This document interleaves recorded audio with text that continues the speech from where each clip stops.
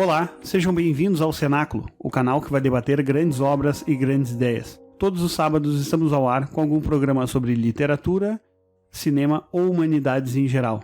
Acesse o nosso site www.ocenaculo.com.br. Estamos também nas nossas redes sociais, no Instagram e no Facebook, e também você pode nos seguir nas nossas plataformas de streaming para acompanhar os nossos programas.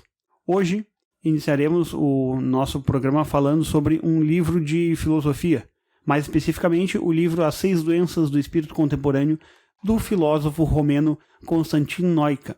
A edição que nós estamos utilizando para esse programa hoje é a edição da Best Bolso, uma edição que saiu no início da década passada e que talvez seja a única edição desse livro do Noica. Noica é pouco conhecido aqui no país e, até onde sei, há apenas 2 livros dele que são publicados aqui no país. Este livro e mais um pela E-Realizações. Sim. Olá, Guilherme. O que tu poderia falar um pouquinho, assim, brevemente sobre o Noica e explanar um pouco sobre a ideia que esse autor tem nessa relação do espírito contemporâneo e a relação das doenças que competem a esse espírito? Olá a todos. Bom, o Noica, como o Miguel comentou, ele é um filósofo romeno. Ele nasceu em 1909 e morreu em 1987.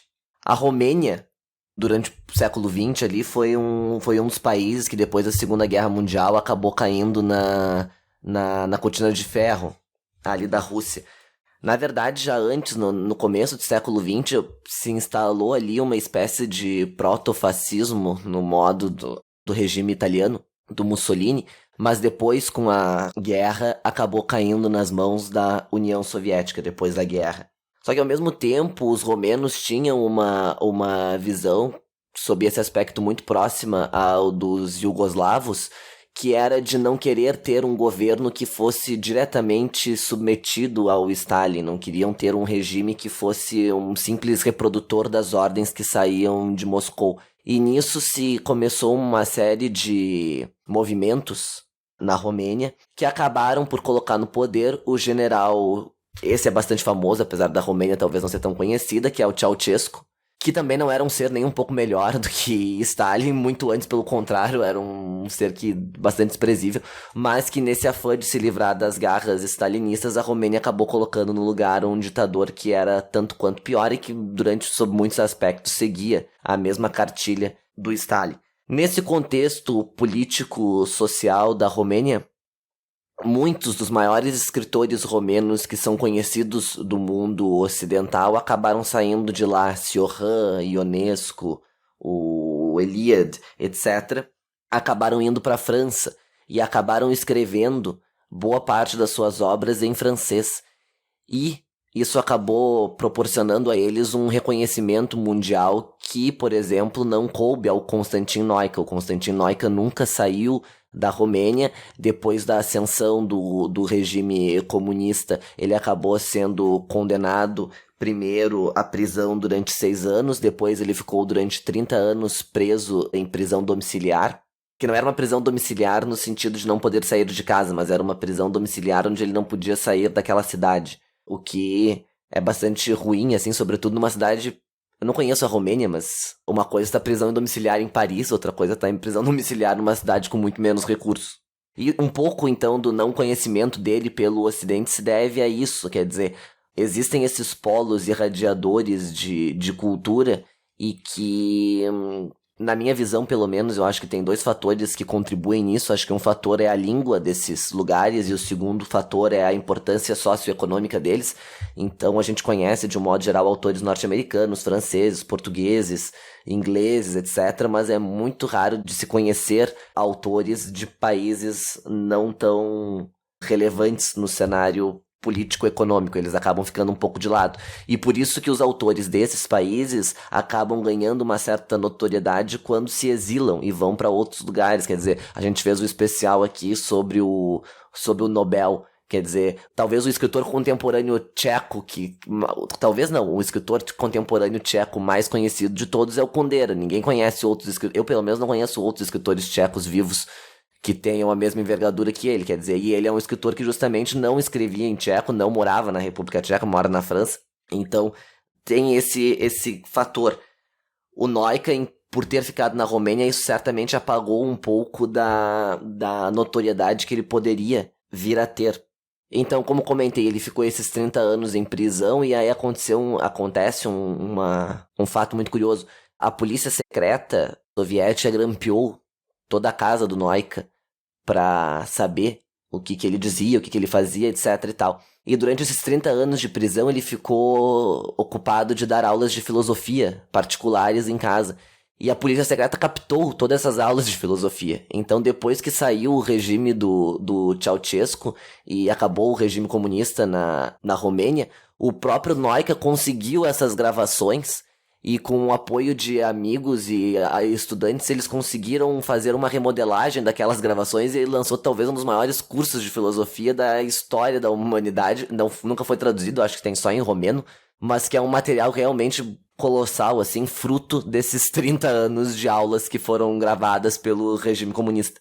Então, um critério bem, bem curioso. Antes de morrer, então, ele publica esse livro, As 6 Doenças do Espírito Contemporâneo, que é o livro que nós vamos debater aqui hoje, conversar a respeito sobre esse livro. Então, antes da gente entrar propriamente nessas 6 doenças que o Noika vai trazer aqui, eu acho que é importante fazer algumas considerações de ordem geral a respeito de 2 concepções assim filosóficas, porque isso vai dar uma certa base para se compreender melhor aquilo que ele vai explicar. Eu acho que a primeira coisa que é importante de se destacar é que o ser humano enquanto ser, e a área da filosofia que estuda isso, que é a ontologia, é a mesma coisa desde sempre, quer dizer, desde o primeiro homem até hoje nós somos a mesma coisa em essência, não houve uma evolução ou uma modificação disso, né?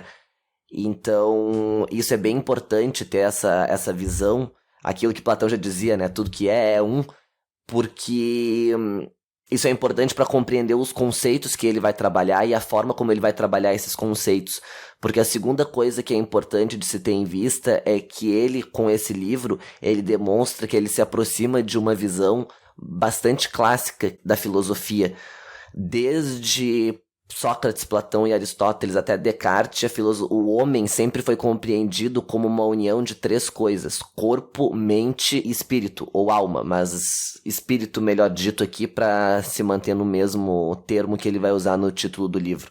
E a partir de Descartes foi excluído da concepção filosófica moderna de homem o conceito de espírito, então o homem passou a ser apenas corpo e mente. E isso é bem importante porque no prólogo desse livro ele vai explicar que existem as doenças somáticas, existem as doenças psíquicas, mas também existem as doenças do espírito, que é isso que ele vai trabalhar. Então, a partir desse momento, ele retoma essa visão clássica de filosofia. Se nós fôssemos conversar com um filósofo que rejeita a concepção espiritual do homem, provavelmente ele enquadraria essas doenças que o Noika coloca como doenças do espírito como doenças da mente. Provavelmente isso seria tratado como uma doença psicológica. E é justamente isso que ele não quer. Ele quer dizer que isso é uma doença do espírito. A diferença que se tem disso é que se é uma doença do espírito, é uma doença que é comum a todos os homens. Então é nesse sentido que é colocado, e por isso eu acho que é importante fazer essa distinção. E outra coisa que ele vai colocar já desde o início, falando sobre essa divisão entre o corpo, a mente e o espírito, é dizendo que apesar de haver doenças físicas, né, as doenças do corpo e as doenças da alma, que seriam então as doenças psíquicas, só as doenças do espírito abarcam o ser em sua totalidade, né? E acho que isso acaba se perdendo um pouco, porque quando se fala nessas doenças psíquicas, a gente acaba tendendo a tratar das doenças da individualidade do sujeito, como a psicologia moderna acaba fazendo, e acaba se deixando a questão da totalidade do ser à parte. Então isso acaba ficando como uma lacuna na própria formação e compreensão do ser em si. Então, a partir disso, ele vai fazendo uma espécie de apanhado sobre quais são as formas diferentes de estrutura do espírito para que se possa compreender essas dificuldades do espírito. E ele vai dizer que existem 3 estruturas que são centrais na compreensão, que são a generalidade, a individualidade e as determinações. E cada uma delas, elas podem ter duas posturas patológicas, a postura de recusa e a postura de carência. E isso pode trazer talvez um pouco de dificuldade daí em quem vai fazer a leitura de diferenciar cada uma delas, né? Ele acaba dando então nomes do vocabulário grego, vai fazer neologismos, colocando nomes a cada uma dessas doenças, né? E trazendo então a acatolia como uma recusa da generalidade e, em contraposição a ela, na carência da generalidade, ele vai falar sobre a catolite, né? Já na individualidade, a sua recusa seria a atodecia e a sua carência seria a todetite. E a recusa das determinações seria a oresia e a sua carência seria a oretite. No quadro expositivo que há logo no início do livro, ele vai colocar como exemplos personagens literários, né, para exemplificar cada uma dessas doenças. Como uma recusa da generalidade, ele dá o exemplo de Dom Juan, e logo ali na introdução ele fala um pouco sobre esse personagem, que foi abordado por inúmeros artistas, mas tem como seu principal expoente a peça de Molière, e depois, na individualidade, ele mostra como uma recusa da individualidade o próprio exemplo do autor Leon Tolstói. E na recusa das determinações, ele dá o exemplo de Godot, da peça de Samuel Beckett, Esperando Godot. Já na carência, né, então ele vai se utilizar do exemplo de César Birotteau, personagem de um dos romances de Honoré de Balzac. Na carência da individualidade, ele dá o exemplo do romance de Fyodor Dostoiévski, Os Demônios. E pela carência das determinações, ele dá o exemplo de Don Quixote, de Miguel de Cervantes. Por que isso é importante, tá? E a forma de se compreender isso talvez fica mais didático usando um exemplo prático. A generalidade seria aquilo que é comum à vida de todos. Seria o aspecto mais abstrato, o aspecto mais amplo, portanto, o aspecto mais geral. A individualidade seria aquilo que diz respeito a uma vida individual, a um caso concreto e prático. Não é uma abstração, é aquele sujeito em si, aquela pessoa em si. E as determinações seriam as ações que ajudam ou que servem para articular o individual e o geral, uma coisa na outra. Porque talvez a essência da vida humana seja justamente essa, quer dizer, de conseguir articular a vida individual com a questão geral, com a questão do todo. Talvez um exemplo histórico e prático disso que seja para conseguir, não das doenças, mas de mapear isso, pode ser a figura de Sócrates, quer dizer, o geral ali abarcado pela própria sociedade ateniense, o individual sendo a própria figura de Sócrates, que é acusado de adorar outros deuses, de corromper a juventude por conta da sua filosofia. E o próprio Sócrates, na Apologia, percebe que ele não vai conseguir fazer uma articulação daquilo, porque a partir do momento que ele aceita, que se ele aceitasse a sentença ateniense e pedisse desculpas por aquilo que ele fez, ele estaria abrindo mão de todo o individual.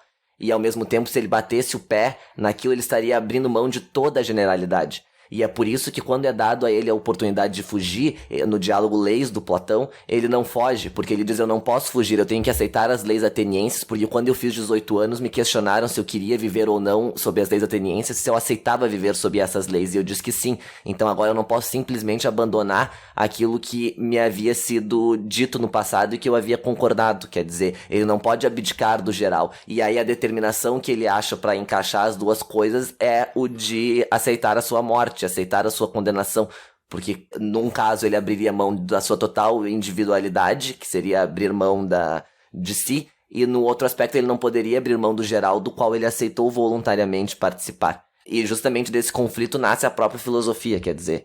Então eu acho que daí é um bom exemplo prático de se pegar essa questão do geral, do particular e da relação das determinações entre eles.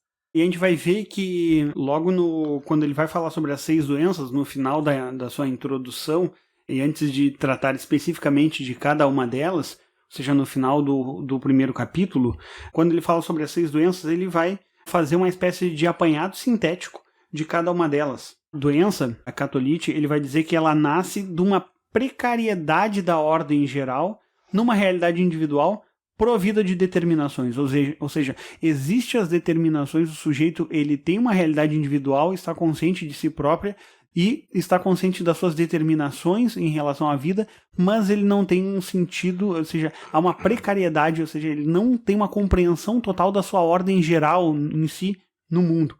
Né? E essa estrutura, essa precariedade em si é a própria catolite, ou seja, é essa dificuldade do homem de se inserir na sua ordem geral.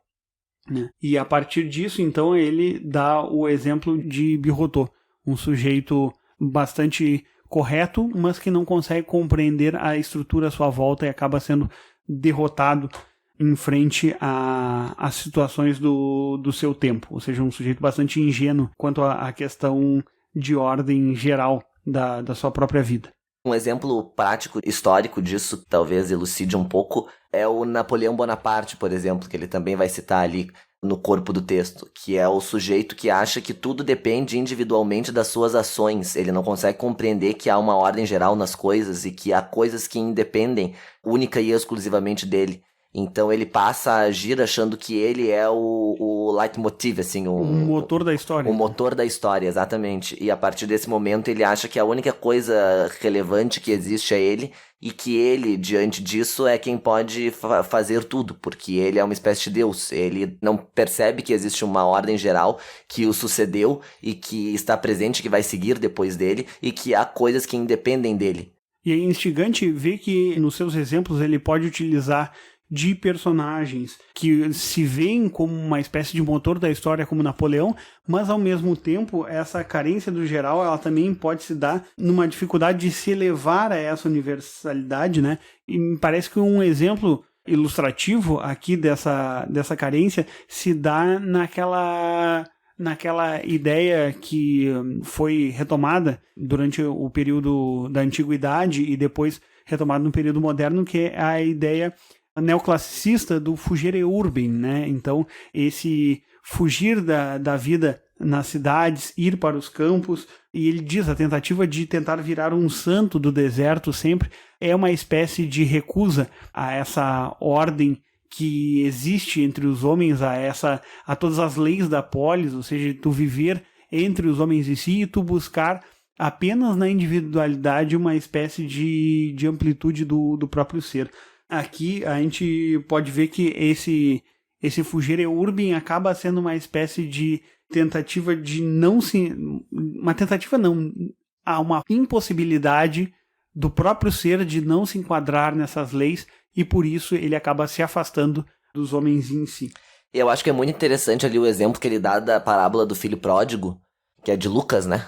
Se não me falha a memória, está em Lucas, não vou saber o versículo, que é... Eu acho que é meio conhecido de todos, né? O sujeito tinha 2 filhos, ele reparte ali os bens entre aqueles 2 filhos. Um dos filhos dele o abandona, sai, gasta todo o dinheiro.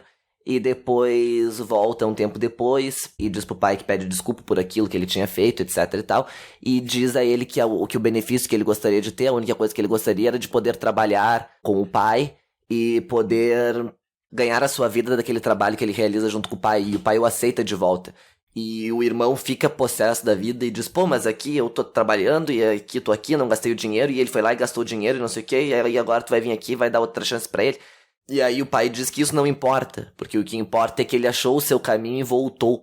Então, nesse sentido, a parábola do filho pródigo é que é o sujeito que não conseguia se encontrar, ele tinha uma carência do geral, mas depois, em algum momento, por isso que a parábola tem um final, digamos assim, feliz, ele retorna para o seu eixo, né? Ele consegue voltar e perceber que ele percebe a uma ordem maior, a uma ordem geral. E isso me parece que está relacionado com a própria perda da religião, e a parábola do filho pródigo acaba mostrando como um exemplo bastante ilustrativo de parábolas que Jesus fazia, da própria ovelha desgarrada, ou seja, do próprio sujeito que acaba se perdendo no mundo, né, e depois retorna com agora uma compreensão maior de que existe uma ordem superior, ou seja, a perda da religião seria a perda dessa forma de universalidade, né, essa universalidade identificada na figura da religião e do próprio Deus. Então, essa perda da universalidade e a retomada dele acaba mostrando essa ideia de acolhimento que a própria igreja acaba fazendo aos fiéis que se afastam do seio da comunidade e que depois retornam, e que, ao retornarem, sempre voltam a ser acolhidos. Ou seja, e isso a gente vê em inúmeras formas, cada uma diferente, mas ao longo dos evangelhos a gente vai ver que os sujeitos que se afastam da palavra, que se afastam da verdade, eles voltam sempre a ser acolhidos, mesmo depois de inúmeras falhas ou de afastamentos ou dúvidas, assim como foi o exemplo de Tomé, ao dizer que não acreditava, ou do próprio... Tem que ver para crer. Ver para crer, ou do próprio Pedro, que acaba negando, mas depois, mesmo após negar, ele acaba sendo retomado e acaba virando cabeça da igreja, né? Então, me parece que essa perda da universalidade, que é um aspecto que vai se mostrar ao longo da história, principalmente ao longo da história da religião, vai ser tratado no cristianismo aqui de uma forma bastante ilustrativa com o exemplo do filho pródigo. E outro comentário que ele faz, que é muito interessante, é a respeito dos filósofos que tentaram desenvolver sistemas filosóficos complexos e fechados, e onde ali se enquadraria toda uma visão a respeito do mundo. Porque todo sistema filosófico, toda filosofia que se propõe como sistema, por si só ela já é falha, porque não é possível de se compreender o mundo através de um prisma único daquele sistema filosófico. E aí o que ele vai dizer? Ele vai dizer que todas essas filosofias que se propõem como sistema, todos esses filósofos que propõem sistemas filosóficos, eles acabam caindo um pouco nessa doença, na catolite, porque eles não conseguem entender que há uma ordem geral que transcende em muito a filosofia que eles criaram. E que a decepção deles é tão grande ao perceber que isso não foi obtido, que a única tentativa que sobra para eles, quando eles percebem isso, é cair em outro sistema filosófico que talvez não o próprio. Quer dizer, ele vai citar, por exemplo, Kierkegaard. Ele vai dizer, olha, o Kierkegaard tentou criar um sistema que não funcionou. Ele não caiu em outro, mas ele criou, a partir dessa carência que ele tinha do geral, ele propôs um sistema filosófico que não corresponde.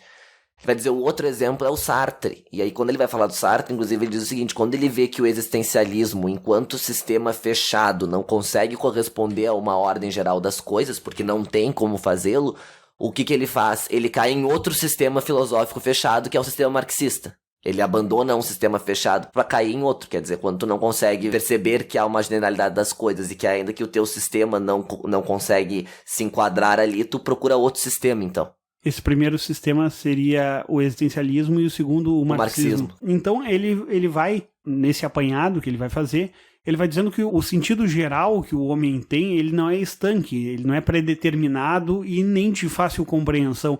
E que o homem ele deve dar uma feição de acordo com cada manifestação individual. Ou seja, é a partir das manifestações, das ações individuais do homem que a gente vai percebendo aos poucos, né, como se coloca o universal em relação ao individual. E que o homem ele vai se transformando ao longo da vida, se refazendo ao longo da vida, né, enquanto que as demais coisas apenas elas evoluem.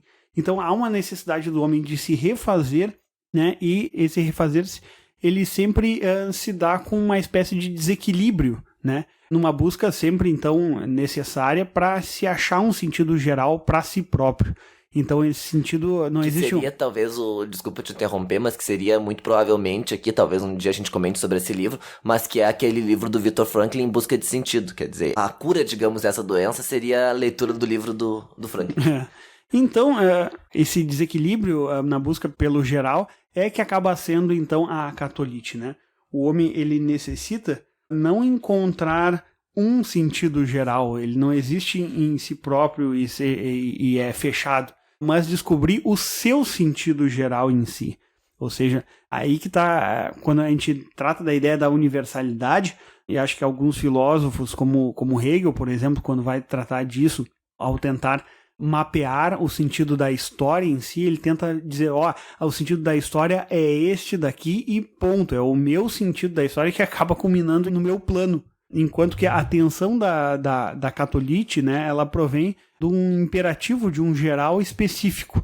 Ou seja, cada geral ele acaba sendo específico em certa forma, porque ele acaba sendo moldado pelas determinações e pela própria individualidade em si. Então, agora em contraposição com a catolia, que a gente vai falar mais lá para frente, E isso é uma recusa do consciente do geral, né? Que ele não aceita essa ordem, né? E daí ele vai dar o exemplo, realmente, esse do Napoleão como uma espécie de hipertrofia. Ele dá esse exemplo, né? Da falta do sentido geral, ou seja, tudo gira e é usado em torno da sua individualidade, ou seja, ele utiliza da sua individualidade para fazer com que tudo gire em torno dela, né? Daí, a partir disso, ele passa para a segunda doença, né? Que ele chama de todetite. Essa segunda, então, ela se deve a uma espécie de precariedade de uma realidade individual que deveria assumir determinações inscritas numa ordem geral. Bom, quando ele fala isso, então, ele diz que o sujeito, então, ele não consegue compreender a sua realidade individual para poder assumi-la dentro dessa ordem, ou seja, ele tem as determinações em si, mas ele não consegue colocar essa individualidade, inscrever essa individualidade na sua ordem geral. Isso aqui é extremamente simples de explicar, tá? E para usar um exemplo prático, assim, não tem dificuldade nenhuma. Vamos pegar o exemplo desse pessoal aí do movimento revolucionário. É esse pessoal que só consegue pensar em termos de abstrações. Quer dizer, só existe o comunismo, o marxismo, o socialismo, não existe o sujeito individual. Então não existe, sei lá, eu não sou membro do Partido Comunista, mas se eu fosse, não existiria o Guilherme enquanto indivíduo. Existe o membro do partido e o membro do partido que serve para algo maior do que ele, que é para o esquema geral marxista. E o fascismo também tem essa característica, todos esses movimentos, né, de trazer isso, ou seja, não existe nada que não seja o Estado, tudo é utilizado para que o Estado siga a sua marcha na história. Só que aqui entra um critério que é muito interessante, que é o seguinte, e esse é o problema dessa doença de um modo geral, que é tu exigir perfeições, porque assim, ó, o que acontece nisso aqui? Tu tem uma visão só do geral, tu tem uma carência profunda do individual, então tu raciocina só a partir de termos gerais. E aí tu parte do princípio que essa generalidade, seja ela qual for, a que tu é adepto, é uma realidade perfeita. É uma generalidade perfeita. E tu não consegue conceber que os indivíduos concretos não sejam perfeitos. E aí é o problema. Quer dizer, os indivíduos reais, a pessoa que está na tua frente, ela é imperfeita. Ela não é perfeita como aquela visão abstrata da generalidade que tu tem. Um exemplo bom para se ver isso, porque nós falamos aqui em questões políticas, mas que não precisa ser só nisso. Então vou puxar um outro exemplo que talvez esclareça. Raciocinar em termos puramente abstratos visando valores. A pessoa que faz esse tipo de generalidade, ela cai nessa doença. O que acontece? Toda instituição humana, isso já dizia Platão, ela visa a valores abstratos que são perfeitos. Quer dizer, a instituição universidade, ela visa um valor abstrato perfeito, que é o valor da sabedoria. A instituição judiciária, ela visa um valor abstrato perfeito, que é o valor justiça. Qual é o problema? O problema é quando tu passa a agir em termos de apenas esses valores abstratos perfeitos e não consegue fazer um gap, um engate para a realidade concreta e individual daquelas pessoas. Quer dizer, o romance do Wassermann, Processo Maurícios. O sujeito, o personagem principal, ele tem uma visão do que é a justiça, e ele acha que a justiça é uma coisa perfeita e maravilhosa, e ele não consegue conceber que o pai dele, que é um juiz e que é um ser humano real, concreto, não é um ser humano perfeito. Ele não consegue fazer essa transposição, ele não consegue fazer essa diferenciação entre o valor abstrato e elevado e o caso concreto, que é aquilo que dizia Santo Tomás de Aquino, né? O valor é abstrato e universal, mas o caso concreto em si é particular e comporta imperfeições. Então esse é o principal problema aqui, são as pessoas que agem sempre em nome de valores abstratos. Eles não conseguem ver o fulano ou o beltrano, eles só conseguem ver o partido, sei lá, a igreja, o time de futebol, é sempre uma abstração, não é nada concreto. E é exatamente por isso que daí o Noika, ele vai dizer que a todetite é uma doença espiritual da perfeição, ou seja, é essa busca que se dá partindo da premissa de que o ser humano ele é perfeito em si. E acho que um exemplo que a gente pode dar dessa relação é do próprio conceito que Rousseau vai dando do bom selvagem e do homem perfeito em si, mas com a sociedade o corrompendo. E daí uma tentativa de estrutura maior, como o Estado, a Igreja, o partido, como uma espécie de melhoria, de tentativa de retomada do sujeito à sua própria perfeição, vai tentar fazer essa busca, esse retorno do sujeito à sua perfeição dentro de uma ordem, de uma sociedade em si. Então, né, ele se serve então nesse sentido geral e impede o ser humano de encontrar o seu próprio individual apropriado, porque ele está sempre ligado excessivamente a ordem geral e ele não consegue, então, identificar as disposições, os seus sentidos particulares, porque ele está sempre ligado excessivamente à estrutura geral em si. Ou seja, ele não consegue ver o sujeito em si próprio, com seus problemas, como bem disse o Guilherme, e ele sempre tenta moldar as disposições, as ações éticas, morais do sujeito a partir não da sua realidade em si, daquilo que ele está vivendo, dos seus reais problemas, mas sim a partir da cartilha que diz a estrutura geral em si. Ou seja, ele molda o sujeito a partir de uma ideia e não a partir da realidade própria. O próprio exemplo um dos exemplos que ele dá ali, que eu acho muito elucidativo, é o exemplo que quando ele fala de Rousseau, e a questão de Rousseau ter escrito dezenas de constituições para micropaíses europeus, achando que a partir daquela generalidade abstrata ele conseguiria resolver os problemas sociais daqueles países. Quer dizer, ele não conseguia ver que cada uma daquelas pequenas nações tinham particularidades, tinham abstrações, tinham pessoas de carne e osso. Ele raciocinava em termos de uma coisa geral, de uma constituição que ele achava que deveria ser feita para todo mundo, para todos os povos. Então o homem ele acaba teorizando baseado numa perfeição da tese, né? Então, bom, eu tenho aqui a tese perfeita e a partir dessa tese eu vou moldar o homem a partir dessa própria tese. Depois, né? Isso aqui é bem perigoso, hein? Porque isso aqui é as maiores atrocidades do século XX. Hitler era exatamente esse sujeito que sofria dessa doença. Ou outra coisa, o eugenia é exatamente o tipo de coisa disso aqui. Entra aqui. Exato.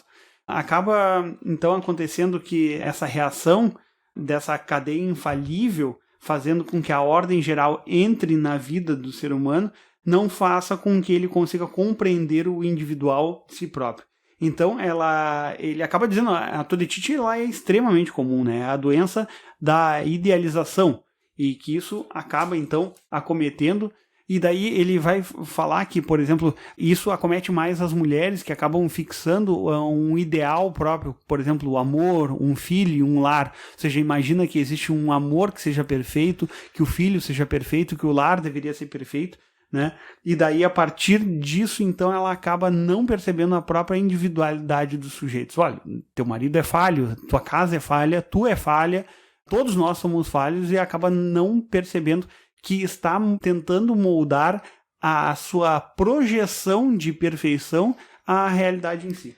E é muito curioso porque o homem sofreria mais da primeira doença. Exato. Que nós comentamos, enquanto a mulher da segunda. Eu não vou me aprofundar nisso muito aqui, mas pra quem tiver interesse, eu acho que uma boa chave de leitura pra conseguir compreender melhor esses conceitos aqui é, em primeiro lugar, ter uma noção daquilo que Nietzsche fala sobre o apolíneo e o dionisíaco, e depois os primeiros capítulos do livro Personas Sexuais, da Camille Paglia, onde eu acredito que a visão que ela tem fecha completamente com a visão que o Noica tem da mulher sendo aquela pessoa mais ligada à natureza e, portanto, ao geral, por conta da maternidade, por conta de gerar o filho dentro dela, etc e tal, e o homem vinculado mais às ideias de construções civilizatórias, o que, portanto, estaria completamente fechado com a primeira doença, que seria o Napoleão, por exemplo.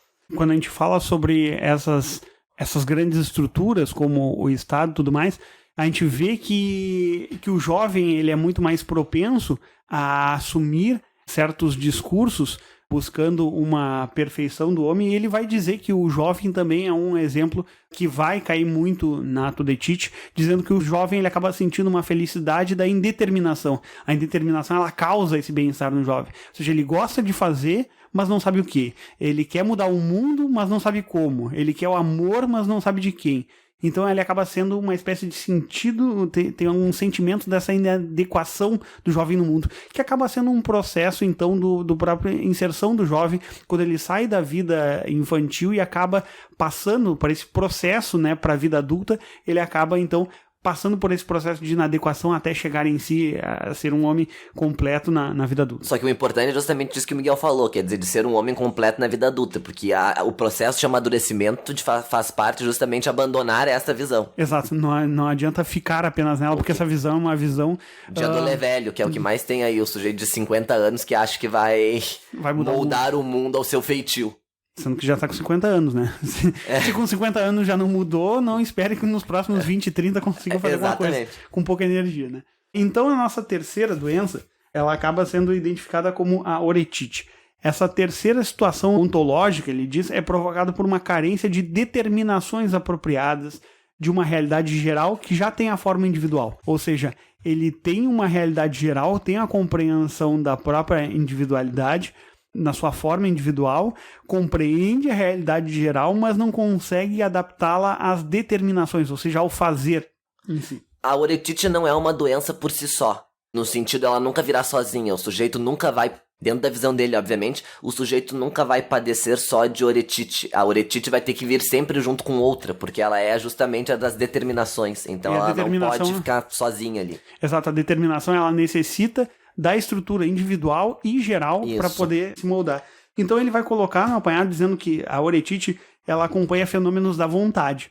Já as anteriores, né, a catolite, ela acompanha fenômenos dos sentimentos, né? Enquanto que a todeitite, a nossa primeira, acompanha os fenômenos da inteligência e do conhecimento em si. Então esse desregramento ele pode levar a uma espécie de precipitação, mas também de retardamento e até de extinção dessas determinações no homem. Ele dá o exemplo daí, por exemplo, de Dom Quixote, de Nietzsche, como exemplo de grandes impacientes da oretite, ou seja, que não conseguem esperar o processo em si e acabam tentando moldá-lo de uma forma precipitada. E daí também, partindo não apenas do individual, ele vai dizer, essas doenças elas não ocorrem apenas no indivíduo, mas também em civilizações. Daí dá o exemplo dos vikings, né, ou dos espartanos, como exemplos de impaciência do geral, e que essas civilizações, né, elas não deixaram praticamente nenhuma herança cultural, justamente porque quando se implantou isso, a estrutura da própria civilização ela não estava pronta o suficiente para poder gerar frutos. Porque, por exemplo, Esparta pode ter dado uma surra em Atenas na Guerra do Peloponeso. Mas acontece o seguinte, acontece que Atenas deixou uma cultura pro Ocidente brutal e Esparta não deixou nada. Exato. Essa é a diferença. Então, quando o geral ele acaba se implantando no individual, as determinações acabam padecendo, né? Em Esparta, a oretite acabou virando uma doença do Estado, que ele acaba se utilizando. O exemplo do literário que ele dá ali, que é o exemplo do Dom Quixote, é um exemplo excepcional, ao meu ver. O Quixote, ele percebe que existe uma estrutura que é muito maior do que ele entende que existe essa ordem do geral, ao mesmo tempo ele entende que ele é um sujeito de carne e osso ali. Tudo bem, pode se questionar a visão que ele tem a respeito dele próprio, mas inclusive ele próprio vai dizer que ele sabe quem ele é, né? Lá no começo, no capítulo 3º ou 4º, se não me engano, do primeiro livro do Dom Quixote, ele diz, né? Eu sei quem sou. Mas qual é o problema ali do Quixote? O problema é a articulação. O problema são os meios de ação que ele vai tentar empreender para inserir a sua individualidade no geral. Quer dizer, por exemplo, eu e o Miguel podemos achar aqui que nós somos seres de carne e osso e que a nossa missão aqui no geral... Tô viajando, tá? Mas tô só para fins de exemplificação. Eu e o Miguel podemos achar aqui que a nossa missão, que nós somos seres individuais aqui, existimos, eu e ele, moramos aqui em Porto Alegre, nós estudamos, nós fazemos as nossas coisas, até etc e tal. Até aí tudo bem. E a visão que nós temos, sei lá, a respeito do geral, pode ser que seja fazer esse programa aqui para, sei lá, aumentar o nível de leitura das pessoas, levar literatura para quem não conhece, qualquer coisa. Isso é a nossa medida de inserção da nossa individualidade no geral. Nós achamos que a nossa missão é levar literatura para pessoas. Como é que nós vamos fazer isso? Nós vamos fazer isso criando podcast, por exemplo. Isso é um exemplo real aqui, tá? O problema do Quixote é que o meio de ação que ele busca para essa inserção não é a mais apropriada, e aí que tá o problema. Quer dizer, ele quer ser um cavaleiro medieval, ele acha que essa é a missão dele no mundo, ele percebe que há uma ordem geral nas coisas e que ele poderia se inserir nessa ordem geral, só que o problema é, quando ele se propõe a fazer isso, como é que ele vai fazer? Assustando as pessoas e lutando contra gigantes e contra moinhos de vento que são inexistentes, etc. Quer dizer, as ações que ele realiza para inserir a individualidade na ordem geral são ações falhas. E aí essa é a natureza da doença.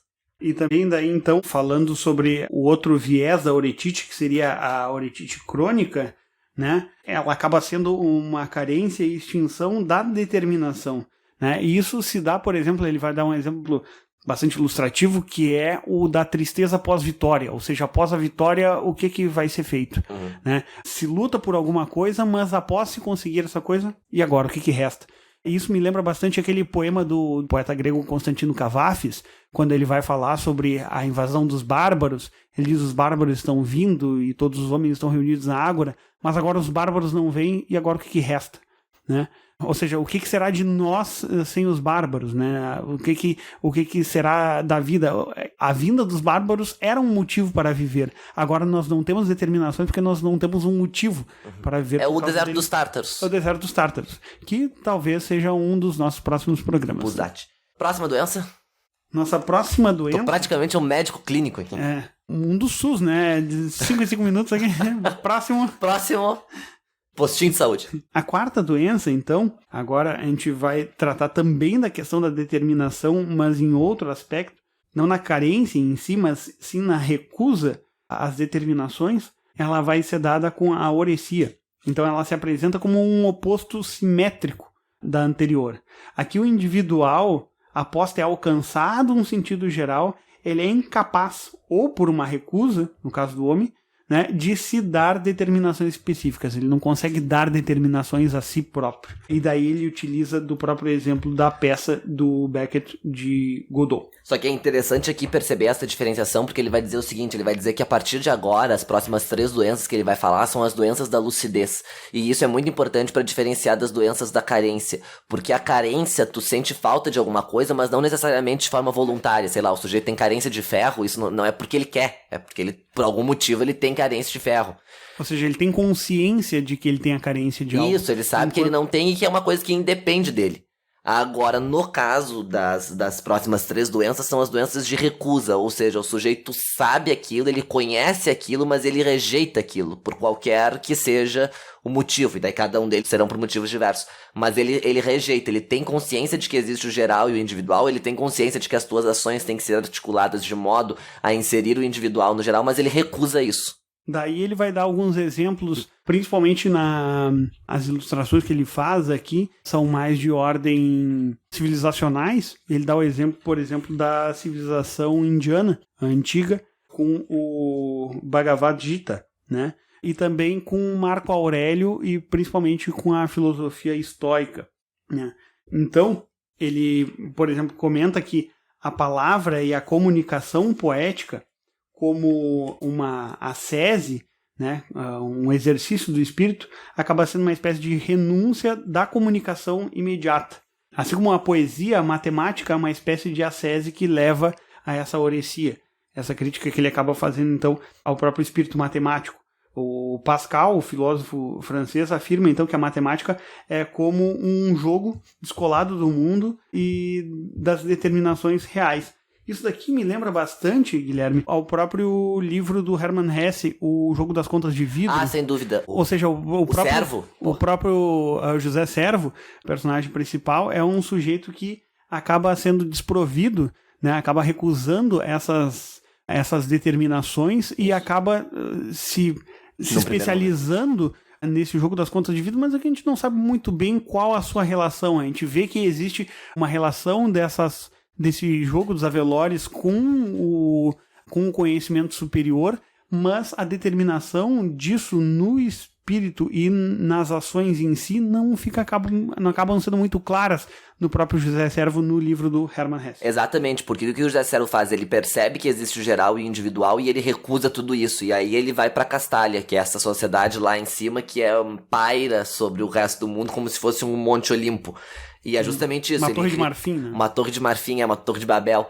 E ele sobe até lá, porque ele tá tentando recusar. Ele recusa todas as... Claro, depois ele muda, por isso que a primeira parte do livro é isso, né? Quem quiser ler o livro, que é um dos meus livros preferidos, fica aqui a recomendação. Mas depois ele muda, ele resolve descer porque ele percebe que aquilo lá não é real. Aquela recusa que ele fazia não levava a lugar algum. E é muito curioso porque o Noika diz assim, lá pelas tantas no livro, né, quando ele tá tratando dessa doença, ele diz assim, que é uma doença nascida de um transporte da alma ou do espírito que leva a uma súbita iluminação ou lucidez da consciência, em nome do qual o indivíduo se proíbe de toda participação. E isso aqui é muito interessante porque fecha completamente com o exemplo que ele dá, que é o Godot, que na verdade o Godot não é nem, né, é o personagem que nunca aparece, mas é justamente isso, quer dizer, justamente por nunca aparecer, o Godot é o exemplo clássico dessa doença, porque é o sujeito que se restringe a toda e qualquer participação. O Godot não vai chegar. Então ele vai fazer uma crítica sobre o homem europeu contemporâneo, e acho que aqui acaba sendo um dos raros momentos em que o livro acaba se utilizando do exemplo contemporâneo, Acho que isso é uma crítica daí a ser feita aqui na obra. Pelo menos eu senti falta mais de exemplos que sejam contemporâneos, afinal de contas o livro fala sobre as 6 doenças do espírito contemporâneo, mas ele acaba fazendo uma espécie de apanhado, de mapeamento dessas doenças ao longo da história para chegar no homem contemporâneo. Mas ele vai dizer que o homem europeu ele está prestes, então, a converter a sua catolite, ou seja, a sua doença histórica em busca de um geral apropriado, a sua todetite, que é a obstinação de encontrar um individual apropriado, e a sua própria oretite, na dificuldade de ter determinações, em uma oresia. Ou seja, apesar de todas essas doenças elas serem contidas no homem contemporâneo, acaba se tornando, nessa recusa da lucidez, ele acaba recusando tudo isso na determinação. E a determinação, ela é algo que, se não houver a determinação, não ocorre nenhuma das anteriores. Não se busca um sentido geral e não se busca um individual no próprio sujeito. Ou seja, é algo bastante complexo, porque parece que se emperrar a máquina da oresia, nada funciona no ser, né? Já a nossa quinta doença, ela provém de uma precariedade de toda a realidade individual em harmonia com o geral e que acaba, então, já sendo especificado por causa das determinações variadas, né? Essa acaba sendo a atodecia, ou seja, essa recusa, essa compreensão de que existe a individualidade, mas uma recusa a essa individualidade em favor de uma generalidade maior. É o exemplo, então, que ele vai dar, principalmente dos últimos anos de vida do escritor Leon Tolstói. Então quer dizer, o que acontece com Tolstói, né? Ele resolve abandonar toda a vida em sociedade e viver lá no mato, lá na... Como é que é o nome da cidade dele? Yasnaya Poliana. Exatamente. E ele recusa todo o individual porque ele acredita que só existe uma significação dentro do geral e que o individual não serve pra nada. Um outro exemplo muito interessante que o Noika dá no corpo do livro é do Jacques Monod, né? Que é o prêmio Nobel de biologia, que escreveu, o famoso por ter escrito aquele livro, talvez ele tenha ganhado o Nobel, inclusive, por isso, que é aquele livro O Acaso e a Necessidade, uma espécie de filosofia da biologia, onde ele defende umas ideias um tanto quanto absurdas, de que tudo que importa é o genético, é alguma coisa que tem dentro de nós e que nos leva a alguma coisa, mas no entanto ele diz que, e por isso o livro se chama O Acaso e a Necessidade, ele diz que não se sabe como a vida surgiu, que o surgimento da vida é um surgimento de acaso, simplesmente a vida foi lá e surgiu. No entanto ele diz que depois de ter surgido a vida, todos os seres vivos sentem uma necessidade de reprodução. Quer dizer, aí há um contrassenso, quer dizer, não, ele não consegue, ele rejeita totalmente qualquer individualidade para trabalhar apenas o sentido geral, que é esse sentido do acaso. Quer dizer, ele não consegue conceber que hajam estruturas individuais, ele rejeita que existam estruturas individuais únicas capazes de ação. É como se tudo dependesse de uma espécie de Deus ex machina, assim, que fizesse as coisas. Então, nessa variação que nós temos entre a recusa e a carência, por exemplo, ele vai dizer que lá na recusa, na todetite, o homem ele se esforça para obter um individual sem conseguir necessariamente alcançá-lo. Já na todecia, o homem recusa deliberadamente esse individual, como é o caso do Monod, que ele diz, e a todecia ela também aparece como uma doença da cultura, só que de uma forma mais bela e criadora das doenças do espírito. Ele diz, então, essa talvez seja, se há alguma das doenças que seja mais bela ao espírito, seja essa daí. O exemplo que ele vai dar, então, também é o exemplo de Kant e da recusa de utilizar como recurso na sua filosofia realidades individuais. Tolstói também, como exemplo da todecia, ele diz na literatura, por causa da recusa total do herói e do individual. E ele vai dar exemplos daí dentro do Guerra e Paz. Então ele acaba se utilizando depois de uma imagem de uma alma sem corpo para tentar ilustrar essa todecia, ou seja, tu tem a alma como uma forma mais geral e o corpo em si, que seria a estrutura da individualidade, algo que seria o mais particular, o mais específico sobre o sujeito, não existe. E outra coisa que ele nos dá como um exemplo bastante interessante aqui é da música polifônica como um fim em si mesmo, e uma falta da individualidade em relação à música anterior, que era feita como sem essa qualidade da todecia, ou seja, que ela não era uma música em si e para si própria. Por último, então, temos a última doença, a sexta doença do espírito. A catolia, ela provém de uma precariedade do ser. O ser ele não consegue projetar de uma forma deliberada no homem uma realidade individual. Nessa realidade individual ele não consegue projetar determinações que não se apoiem num sentido geral, ou seja, falta esse sentido geral, o próprio homem ele acaba o recusando. Isso acaba se tornando então o que ele chama de acatolia. O exemplo clássico que ele dá aqui, que eu acho que é o mais simples, porque é bem elucidativo e é fácil de entender, é Dom Juan, porque o Dom Juan é aquele sujeito que rejeita qualquer coisa do geral. Ele vive a sua vida da forma como ele acha ser a mais adequada, fazendo tudo aquilo que ele faz, né? Dom Juan é famoso por ser um exímio sedutor, etc e tal. E a partir disso ele rejeita qualquer colocação e qualquer generalização de qualquer atitude, digamos assim. Ele rejeita a sua inserção individual dentro da ordem do geral, porque ele rejeita inclusive que haja uma ordem geral. E assim ele realiza ações, as suas determinações, para usar a linguagem do Noica, são determinações inconsequentes. Ele faz simplesmente o que lhe dá na telha, sem se preocupar com nada, porque ele rejeita uma ordem geral das coisas. Então, Dom Juan, como um exemplo, né, ele acaba sendo um exemplo extremo dessa individualidade, justamente porque, como bem diz o Guilherme, ele faz o que bem entende, mas ele diz, é interessante porque poderia muita gente identificar isso em Dom Juan como uma espécie de personalidade dele. Mas ele diz não, porque na sua individualidade isso não se reflete numa personalidade em si. O Dom Juan, ele acaba buscando, então, quando pergunta para ele, tá, mas por que tantas mulheres, né? Ele busca fazer justiça à beleza particular em cada mulher, pois ele não consegue identificar, ele recusa que exista uma ideia da beleza no geral. Ele carece a ideia de ideia do geral e ele acaba recusando a ela. Então, isso o faz cair incessantemente em buscar mais e mais mulheres, sempre como... Ou seja, no momento que ele acaba seduzindo uma mulher, essa sedução ela acaba perdendo seu sentido em si próprio, então ele busca uma outra sedução e uma outra sedução, ou seja, ele sempre parte do zero. É como se fosse uma máquina que acabasse sempre voltando ao seu estágio inicial, fazendo uma espécie de loop nesse seu processo, porque ele não consegue compreender que, por exemplo... A sedução ela tem um fim próprio que seria a união de um ser com o outro e que essa união ela proveria de uma ordem geral em si.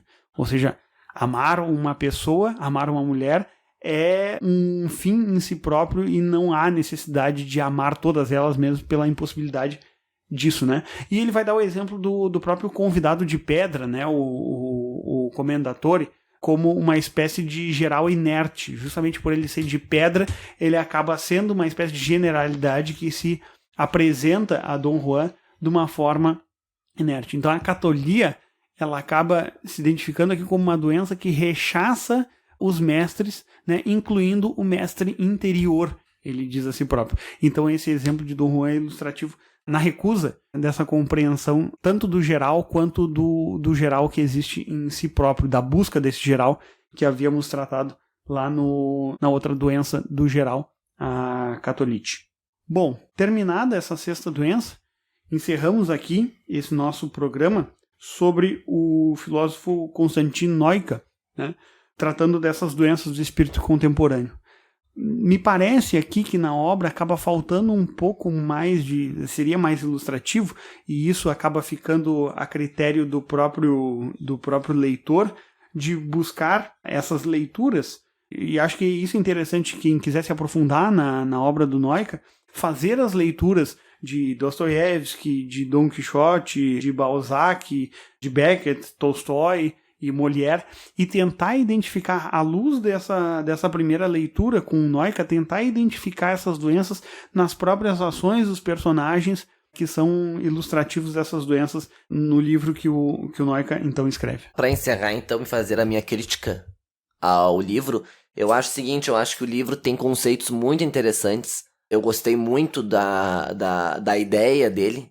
Eu acho isso muito elucidativo, assim, quando alguém te acrescenta bastante a leitura. Nesse sentido, ela é bastante rica, se aprende muito lendo o livro dele. Agora, uma crítica negativa, talvez as pessoas ouvindo Miguel e eu conversarmos tenham um interesse em ler e tal, mas não é um livro de fácil leitura e é um livro bastante entroncado, assim, ele não é um livro agradável de se ler, pelo menos eu não tive essa impressão.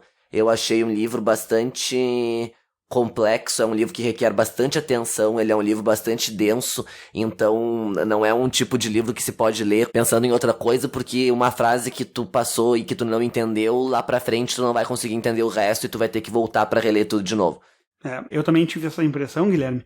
É um livro que eu necessitei de uma grande atenção assim para tentar avançar na leitura. E é uma leitura realmente bastante truncada, não é um livro para quem se interessa nessa leitura, vá se preparando porque é um livro com um grau de dificuldade, pelo menos eu que sou um leigo nas questões filosóficas, não me pareceu um livro assim tão fácil, de tão fácil compreensão. A escrita acaba sendo um pouco arrastada, acho que um pouco disso por causa da sua própria densidade, acaba sendo essa leitura arrastada e acabe cansando, então, aqueles que têm uma certa pressa na sua leitura, né? É um livro que não deve ser lido com pressa, então, se tu queres ler o Noika, faça uma leitura bastante detalhada, com esquemas de leitura, porque se tu não fizeres isso, acho que tu perdes muito na leitura do Noika. Quem quiser, então, tem que fazer uma espécie de programa, assim, para a leitura desse livro, porque ele requer uma atenção bastante especial.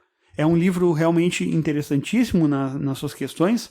Acho que isso poderia ter sido colocado mais, assim, uma crítica aqui particular minha. Os exemplos dos personagens literários poderiam estar mais associados. Eu, quando comecei e peguei aquele quadro das doenças do espírito e vi quais eram os exemplos, imaginei que esses exemplos iam ser tratados, mas a gente vê que ele centra mais nas questões filosóficas do que nos próprios exemplos em si. Falta um pouco dessa ilustração. E também, como crítica, uma necessidade, eu vejo muito mais aqui no livro. O livro, para mim, poderia ter o nome As 6 Doenças do Espírito, não As 6 Doenças do Espírito Contemporâneo. Porque apesar de identificar no espírito contemporâneo essas 6 doenças, a gente vê que esse mapeamento ele ocorre ao longo da civilização e durante várias épocas, desde dos gregos antigos, como ele vai colocar, até o homem moderno. Então ele vai dar exemplos contemporâneos a ele, como Sartre, mas ele também vai trazer exemplos bastante arcaicos, como a Grécia Antiga ou a civilização indiana clássica. Então, parece aqui que o livro ele necessitava de centrar-se de uma forma maior, principalmente nos exemplos contemporâneos, para tentar trazer de uma forma mais elucidativa, que nem a gente tentou fazer aqui com exemplos que sejam da nossa realidade. Feito isso, né? Queremos convidar vocês para o nosso próximo programa, e o nosso próximo programa sobre cinema será um programa inédito. Durante algumas semanas nós fizemos no nosso Instagram um convite para que aqueles que nos acompanham no Instagram indicassem obras cinematográficas para que pudéssemos falar, e dentre essas obras a gente acabou fazendo votações, e como o filme mais votado para ser analisado por nós, aqui então no nosso próximo programa fica o convite. Faremos uma análise do filme de Francis Ford Coppola, já vai ser o segundo Coppola que a gente vai analisar. O primeiro foi o Apocalipse Now. Iremos analisar o primeiro filme da trilogia O Poderoso Chefão. Então, O Poderoso Chefão, de Francis Ford Coppola, será o tema do nosso próximo programa. Até lá, muito obrigado. Até lá, valeu.